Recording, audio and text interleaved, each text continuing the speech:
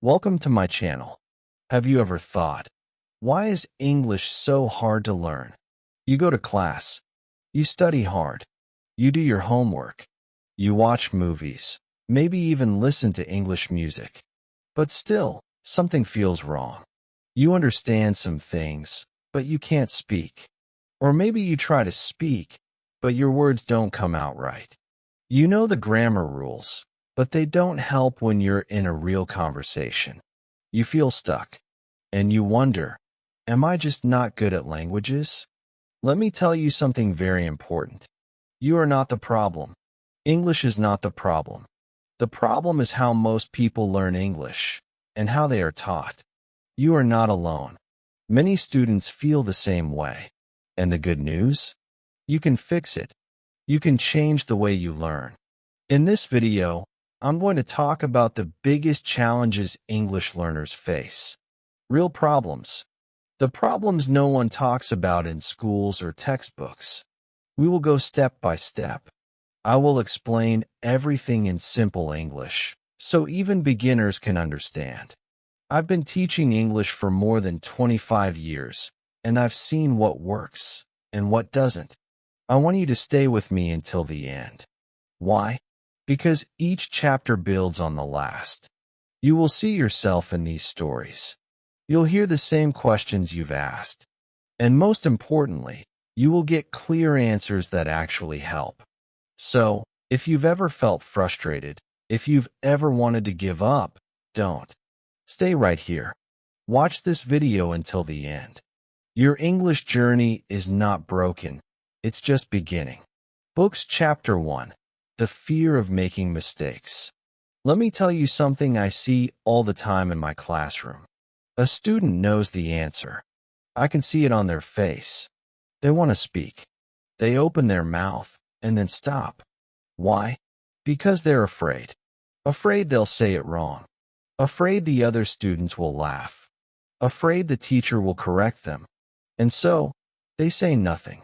This fear, the fear of making mistakes, is the number one reason many people never become good at English. But here's the truth.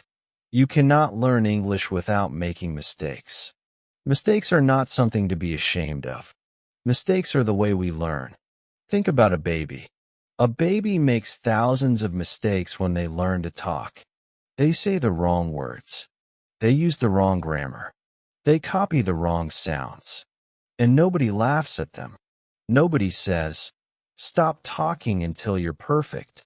Instead, we smile. We clap. We say, "Good job." And slowly, the baby learns. So, here's a question. Why do we treat adult learners differently?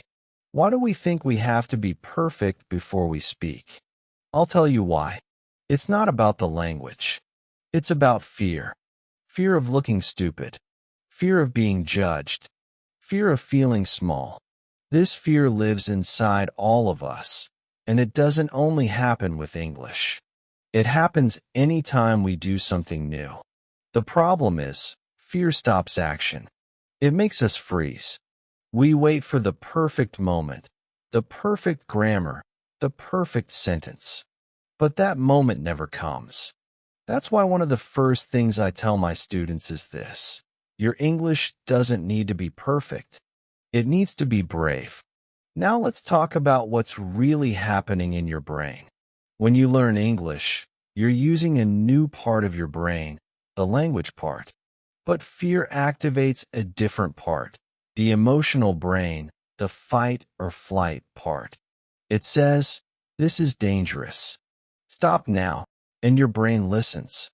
That's why your hands shake, your voice gets quiet, and you forget everything when you try to speak. To fight this fear, you need two things: practice and permission. First, practice. Speak English every day, even if it's just to yourself. Talk about what you ate, what you saw, what you feel. No one needs to hear you. Just speak. Make your brain comfortable with English sounds. Think of it like exercising. The more you do it, the easier it gets. Second, give yourself permission to make mistakes. Say it wrong. Mix up the grammar. Use the wrong word. It's okay. Because every mistake is a small success. Why? Because it means you tried. It means you're using the language. And using the language is how you learn it.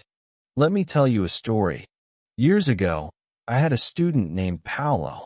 He was from Brazil. He was smart. He studied hard. But he never spoke. Not in class. Not with classmates. Not even in speaking tests. I asked him, "Why don't you speak?" He said, "I'm afraid I'll say something wrong. People will think I'm stupid." So I gave him a challenge. I said, "Make 5 mistakes in class today. If you do, I'll give you a prize." At first, he thought I was joking. But then he tried. He said things wrong. He used strange grammar. But guess what? He also laughed. He relaxed. And for the first time, he enjoyed speaking English. That day, he spoke more than he had in the past 3 months. The fear didn't go away completely, but it got smaller. And he got stronger. You can do the same. Now let's talk about children again. Why do children learn languages so fast? It's not just because they are young. It's because they are not afraid. They speak even when they don't know the rules. They play with language. They guess. They copy. They laugh. They try again. That's the best way to learn. So, stop trying to be perfect. Start trying to be like a child again. Be curious. Be brave. Be okay with mistakes. That's how you'll grow. I want you to do something today. Right after this video, speak one sentence in English out loud. It doesn't matter what it is. Just one sentence. Say it wrong.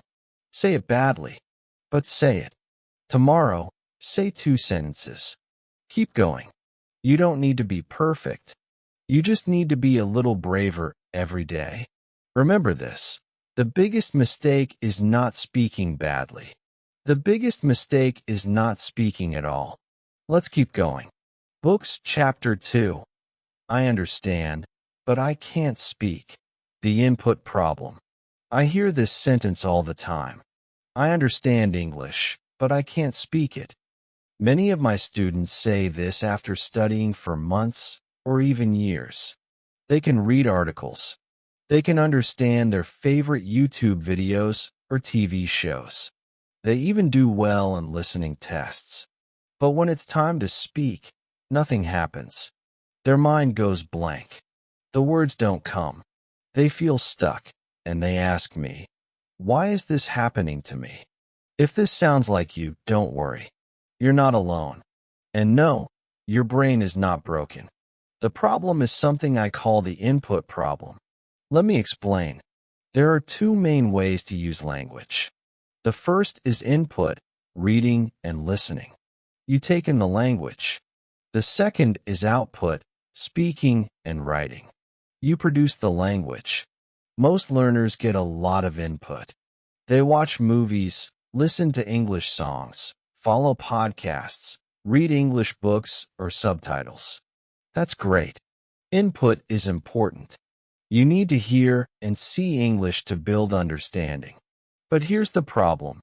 Input alone is not enough. Think of it like this. Imagine you want to build strong arms. So you watch exercise videos every day. You read books about muscles. You even follow fitness instructors on Instagram. But you never lift weights. Never move your body. Will your arms get stronger? No, of course not. The same is true with English. Listening to English is like watching the workout. But speaking English is like lifting the weights. If you never speak, your language muscles stay weak. This is why so many learners say, "I understand, but I can't speak." Because they've been passive learners. They've been watching the game, but not playing. So how do we fix this? You need to move from passive input to active output. That means turning everything you listen to or read into something you can use. Let me show you how. The first method is something called shadowing. It's very simple. You listen to a sentence in English, and you repeat it almost at the same time. Like an echo. You try to copy the pronunciation, rhythm, and intonation. You don't worry if it's perfect. You just try. You can shadow a podcast, a YouTube video, even a TV show. If the speaker says, "I'm going to the store," you repeat, "I'm going to the store." Try to match their voice, their speed, their tone. Do this every day, even for just 5 or 10 minutes. Over time, your mouth will become more comfortable. Your brain will remember the sounds. You will start speaking without thinking so much. The second method is called repetition. Repetition means saying the same sentence many times until it feels natural. For example, you can choose a simple sentence like, "I don't like coffee." Now say it 10 times. Then change it a little. "I don't like tea." "I don't like milk." Practice small changes. This builds fluency, your ability to speak without stopping. The third method is small talk practice. This means practicing common conversation topics, like talking about your day, your job, the weather, your weekend plans. Even if you're alone, talk out loud. Pretend you're speaking to a friend. You can say, "Today I woke up at 7 a.m. I ate breakfast. I took the bus to work. I was a little tired." Simple, real, useful. Don't worry about mistakes. Just keep going. Every time you speak, you get a little stronger. Now you might ask, "But who will I speak to?" You can start with yourself. You can speak in front of a mirror. You can record yourself on your phone and listen. You can join online English speaking groups. You can find a language partner. You don't need a teacher every time. You just need to practice. Remember, speaking is not just about words. It's also about training your mouth, your ears, and your brain to work together. That takes time. But the more you speak, the easier it becomes. Let me tell you a quick story. I had a student from Vietnam named Lynn. She was very shy. She listened to English podcasts every day. She understood everything. But when I asked her to speak, she froze. So I gave her a task. Every day, she had to speak out loud for 10 minutes, just to herself. She could talk about anything. No grammar rules. No corrections. Just talk. After 3 weeks, she came to class and spoke with confidence.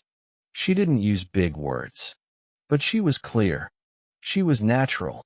Why? Because she moved from passive to active. You can do the same. So if you say, "I understand, but I can't speak," now you know the reason. And now you know what to do. Input is good, but output is how you grow. Speak a little every day. Shadow your favorite speaker. Repeat sentences. Talk to yourself. And slowly, your English will become something you can use, not just understand. Keep going. Your voice matters. Books Chapter 3, Grammar Confusion and the Textbook Trap. Grammar. That word scares many English learners. And it's no surprise. In most schools, grammar is everywhere. Verb tenses, irregular verbs, conditionals, passive voice, modal verbs, articles, prepositions. You study for years, and still, you ask, "Am I saying it right? Is this correct? What tense should I use?" I meet students who say, "I'll speak English when I understand all the grammar."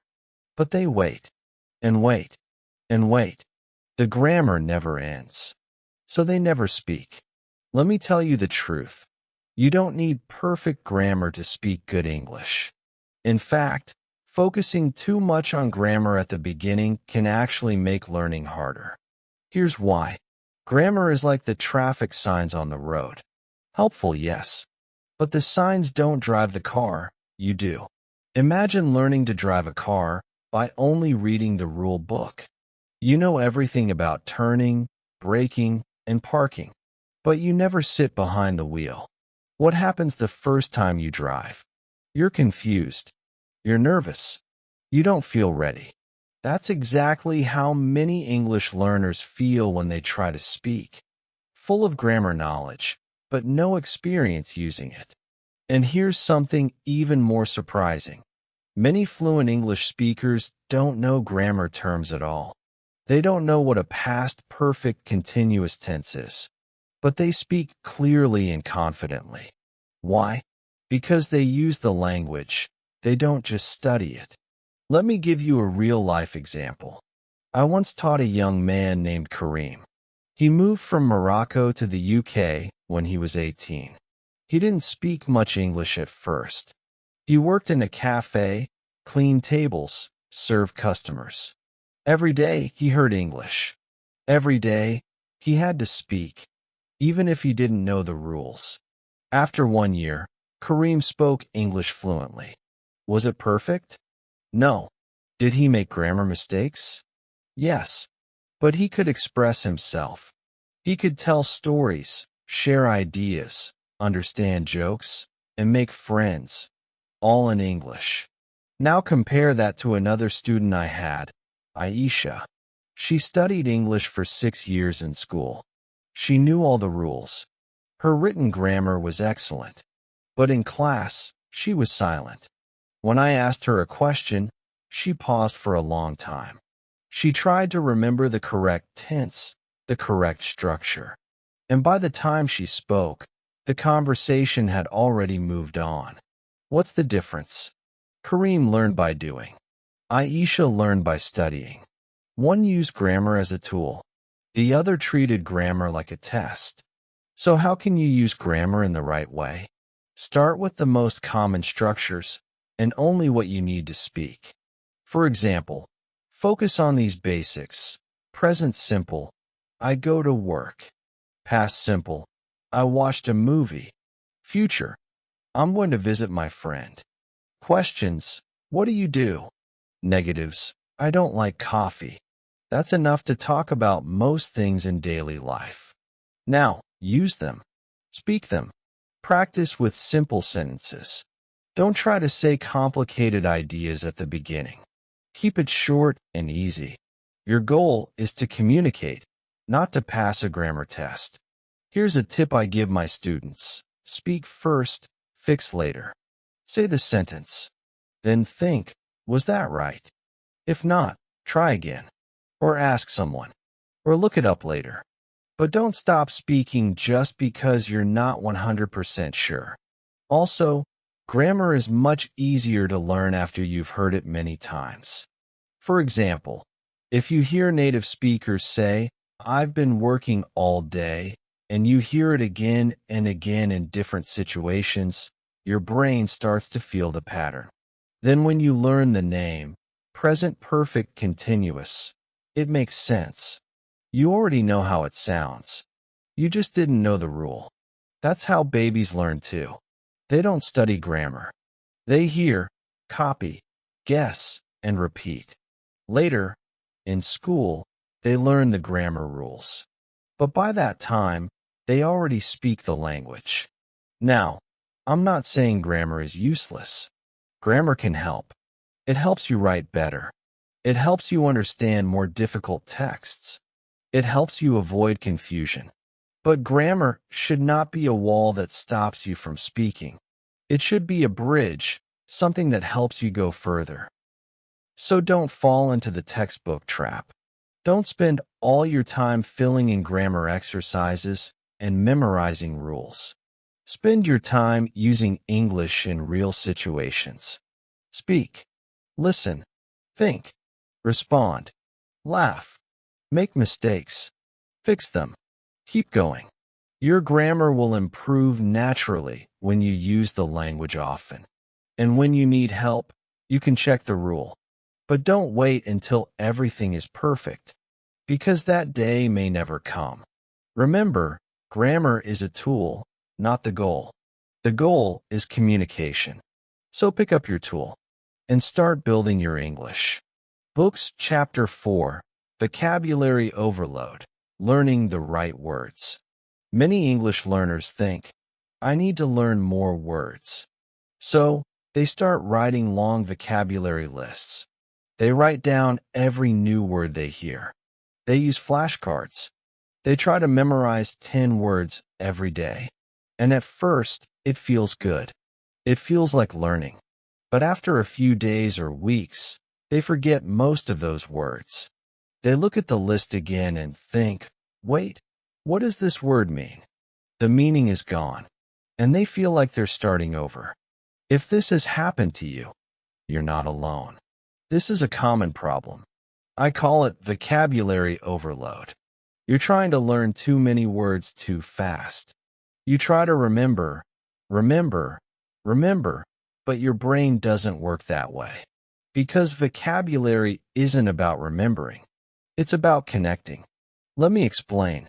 When you learn a new word in your language, you don't just memorize it. You see it in real life. You hear it in conversations. You use it. You connect the word to a picture, to a feeling, to a situation. That's why you remember it. But when you only study vocabulary from a list, without context, without use, your brain doesn't know what to do with it. It's just a random word, like a stranger at a party. No connection, no memory. So what's the solution?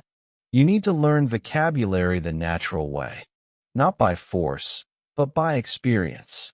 Here's the first step. Focus on high-frequency words. High-frequency words are the most common words in English. These are the words that appear again and again in TV shows, books, conversations, news, and daily life. For example, go, come, eat, work, want, like, good time, day, people. These words are simple, but powerful. You don't need fancy vocabulary to speak well. If you only know the 1,000 most common English words, you can understand 85% of daily English conversations. Let me say that again. Just 1,000 words, used the right way, can give you access to almost everything you need in everyday life. So instead of learning more words, learn the right words. Here's how. First, learn words in context. That means learning a word with the sentence, not just the word by itself. Don't just learn run. Learn, I run every morning. Or, she runs to catch the bus. That way, your brain remembers the word as part of a real situation, not just a single item. Second, use the new word immediately. When you hear or read a new word, try to use it right away. Say a sentence out loud. Write it in your notebook. Use it in a message. The more you use a word, the faster it becomes part of your English. For example, let's say you learn the word comfortable. Don't stop there. Use it in 5 sentences. This chair is very comfortable. I feel comfortable in this room. These shoes are not comfortable. I want a comfortable bed. Are you comfortable sitting there? Now your brain sees the word in action, and it's much easier to remember. Third, see the word again and again in different ways. This is called spaced repetition. You don't need to study the same word 10 times today. But if you see it today, then again in 2 days, then in 1 week, each time, your memory becomes stronger. This is how your brain learns. Not all at once, but slowly, through review. Fourth, connect the word to something personal. When you learn a word, ask yourself, can I use this word to talk about my life? For example, if you learn the word travel, think, do I like to travel? Or have I traveled before? Do I want to travel next year? Now you're making the word part of your story. It's no longer just a word. It's your word. And here's something else. Don't worry if you forget a word. Yes, that's right. It's okay to forget. Language learning is not a straight line. Sometimes you learn a word today and forget it tomorrow. That's normal. The important thing is, keep going. Keep reading, listening, and using English. The word will come back, again and again, and one day it will stay. Let me tell you about one of my students. Her name was Hannah. She was very organized. Every day, she wrote down 15 new English words. She made flashcards. She tested herself, but she couldn't remember them. She felt frustrated. So I gave her one rule. Only 3 new words a day, but use each one in 3 real sentences. She started doing that. She spoke them. She used them in writing. She connected them to her daily life. 3 months later, her vocabulary was smaller, but her English was better. She could speak with confidence. Because the words she knew, she really knew. So here's your plan. Learn a few important words, not many random ones. Always learn words in full sentences with real meaning. Use the new words right away. Speak, write, think. Review the words after a few days. Make it personal. Use the words in your life. Remember, vocabulary is not a race. It's a journey. Every new word is like a new friend. And like all friendships, it takes time. So don't overload your brain. Learn slowly, but deeply. That's how words become yours, forever. Books Chapter 5. Listening is hard, but not for the reason you think. I watch English movies, but I don't understand anything. Have you said this before? Many of my students tell me this, and they always sound a little frustrated. They study hard. They know grammar. They understand words when they read them. But when they watch a movie or listen to native speakers, it's like a storm of sound. Fast, noisy, confusing. They think, maybe my ears are bad. Maybe native speakers talk too fast. Maybe English is just too difficult. But here's the truth. The problem is not your ears, it's your training. You haven't trained your ears to hear real English yet. And real English sounds very different from the English in your textbook. Let me explain. In school, you learn clean English.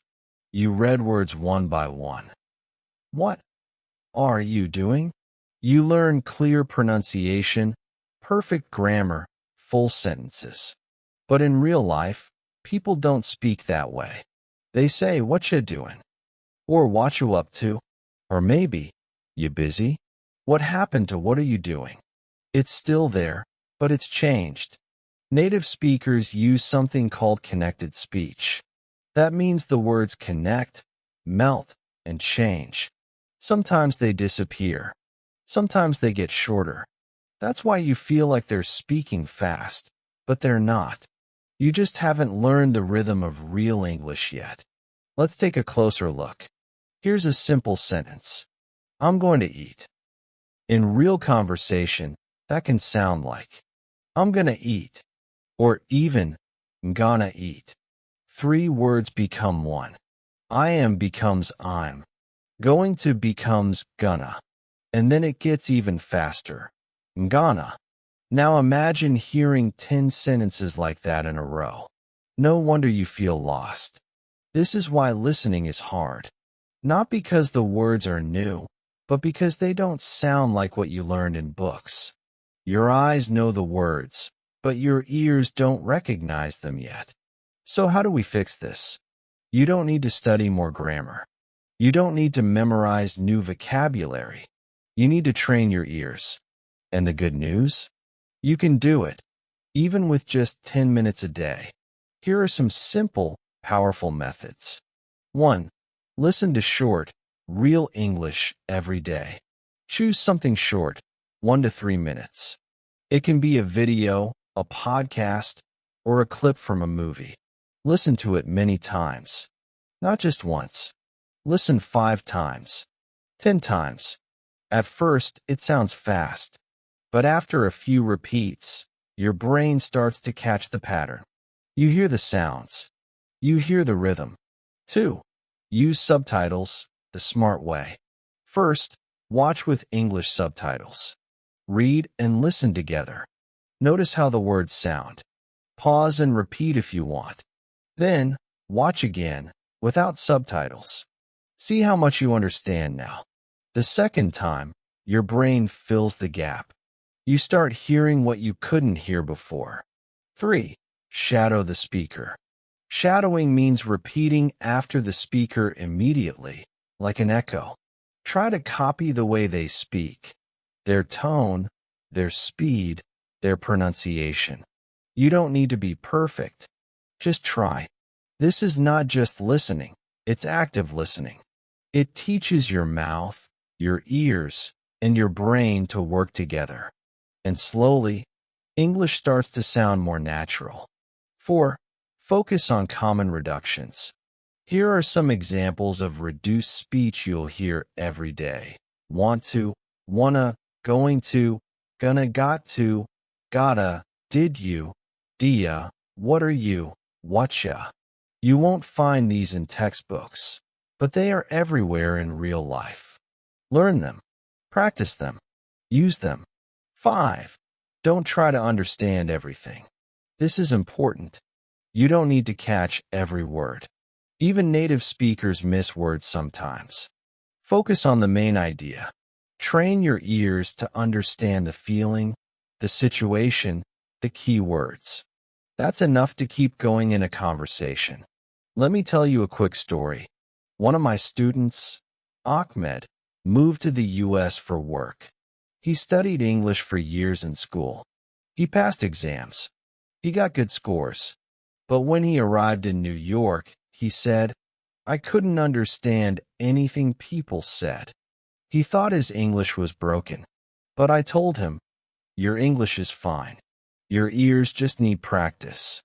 So we made a plan, 10 minutes a day of active listening and shadowing.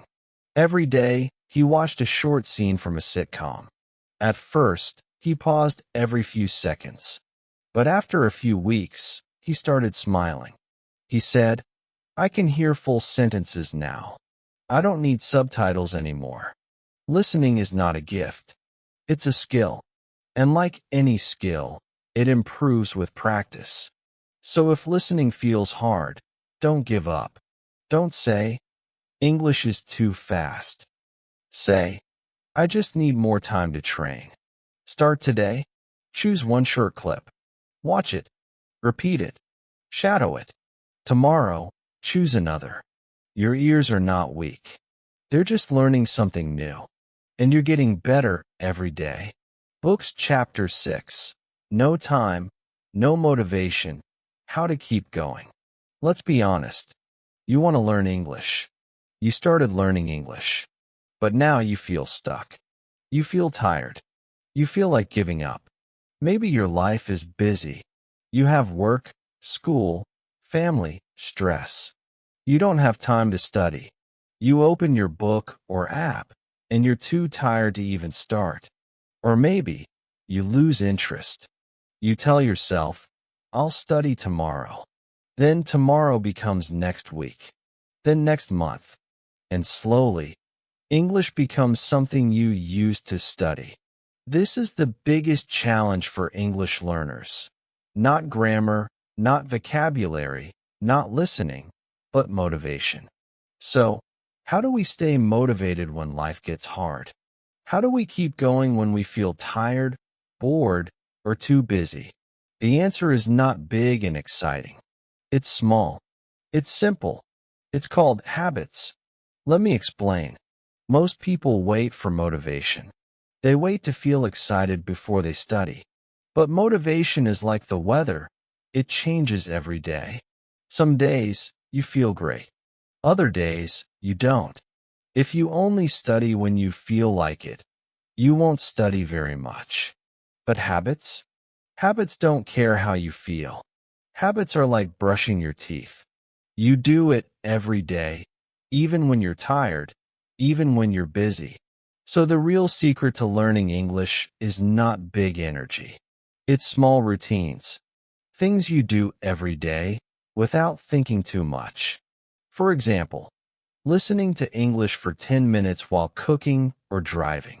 Reading one short paragraph before bed. Speaking 5 simple sentences to yourself in the morning. watching one English video during lunch, writing 3 sentences in a journal every night. These things are small, but if you do them every day, they grow. Like watering a plant. A little water every day is better than a big bucket once a month.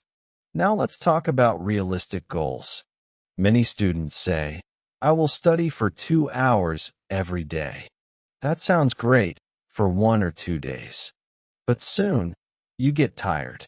You miss a day, then you feel guilty. Then you stop. So start smaller. Much smaller. Set goals that feel easy. So easy, you can't say no. For example, I will listen to English for 5 minutes today. I will learn 1 new word today. I will speak 3 sentences aloud today. These goals are not lazy. They're smart. Because when goals feel easy, you do them. When you do them every day, they become habits. And when something becomes a habit, it becomes part of your life. And soon, 5 minutes becomes 10. 1 word becomes 3. 3 sentences become a full conversation. Now let's talk about something even more important. Joy. Learning English should not feel like punishment. You don't have to study boring grammar books all day. You can learn by doing things you like. Do you love cooking? Watch cooking videos in English. Do you like sports? Read sports news in English. Do you enjoy music? Learn the lyrics to English songs. Do you play video games? Switch the game to English. Do you love talking? Join an English chat group online. When learning feels fun, you want to do it more. And that's the real magic. Joy creates motivation. And don't forget, it's okay to rest. You don't have to study every day perfectly. If you miss 1 day, no problem. Just come back the next day. Learning English is not a race. It's a journey. Everyone moves at their own speed. Let me tell you a story. I had a student named Maria. She started strong, 2 hours of English every day. She worked hard. But after 3 weeks, she stopped. She felt tired. She lost motivation. So we changed the plan. No more big goals. Just 10 minutes of English every day. Any kind. A video, a podcast, a short reading. She kept going, day by day. And after 3 months, her English was better than ever. Not because she studied a lot, but because she didn't stop. You don't need to be perfect. You just need to be consistent. So here's your plan. Build small, daily habits. Set easy goals. Choose things you enjoy. Don't wait for motivation. Just start. And most important, don't give up. Because you can do this. Every sentence you speak, every word you learn, every video you watch, it all counts. Even 5 minutes a day will take you forward. Even 1 sentence a day will bring you closer to fluency. You are not starting from zero. You've already started. You've already learned. You've already come far. Now just keep going. If this video helped you, please take a moment to like it, share it with a friend who's also learning English, and subscribe to my channel for more helpful lessons. Your support means a lot and helps me create even better content for you. Also, please tell me in the comments, what's your biggest challenge in learning English right now? I read every comment and really want to hear your story. Remember, every English learner feels confused or stuck sometimes. But with the right tools, mindset, and practice, you can overcome those challenges. Keep going, stay patient with yourself, and I'll see you in the next video.